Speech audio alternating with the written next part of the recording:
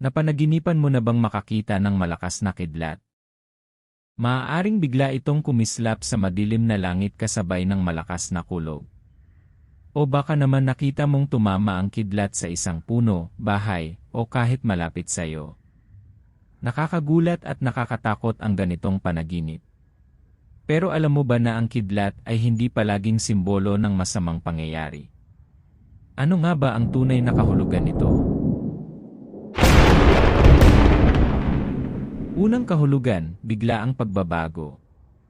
Sa totoo lang, ang kidlat sa panaginip ay madalas sumisimbolo ng mabilis at hindi inaasahang pagbabago. Maaaring may malaking pangyayari, oportunidad, o hamon na darating sa iyong buhay nang hindi mo inaasahan. Ikalawang kahulugan, isang mahalagang realisasyon. Dahil nagbibigay ng matinding liwanag ang kidlat kahit saglit lamang, maaari rin itong sumisimbolo sa isang biglaang ideya o katotohanang matutuklasan mo. Maaaring may bagay kang malinaw na mauunawaan pagkatapos ng mahabang panahon ng pagkalito. Ikatlong kahulugan, matinding emosyon. Ang kidlat ay maaari ring kumatawan sa matinding galit, takot, o excitement. Kung dumaraan ka sa emosyonal na sitwasyon, maaaring ipinapakita lamang ng panaginip ang tindi ng iyong nararamdaman. Ikaapat na kahulugan, babala na maging maingat. Sa ilang pagkakataon, ang kidlat ay nagsisilbing paalala na pag-isipang mabuti ang mga desisyong gagawin mo. Maaaring may sitwasyong kailangan mong harapin ng may pag-ingat at hindi padalos-dalos. Ikalima, depende sa nangyari sa panaginip. Mahalaga rin ang detalye. Kung nakakita ka lamang ng kidlat sa malayo, maaaring may malaking pagbabago na paparating ngunit hindi ka pa direktang maapektuhan.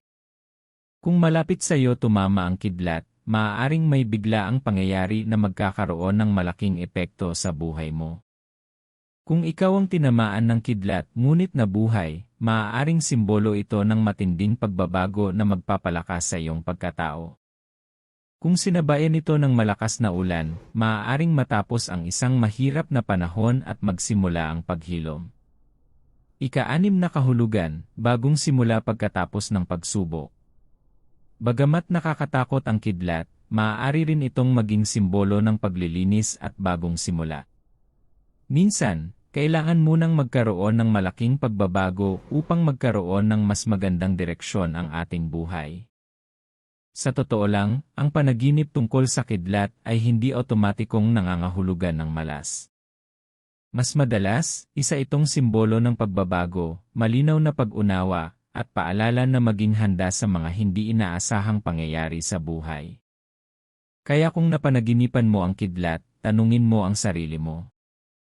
May malaking pagbabago o mahalagang desisyon ba sa buhay ko na kailangan kong paghandaan?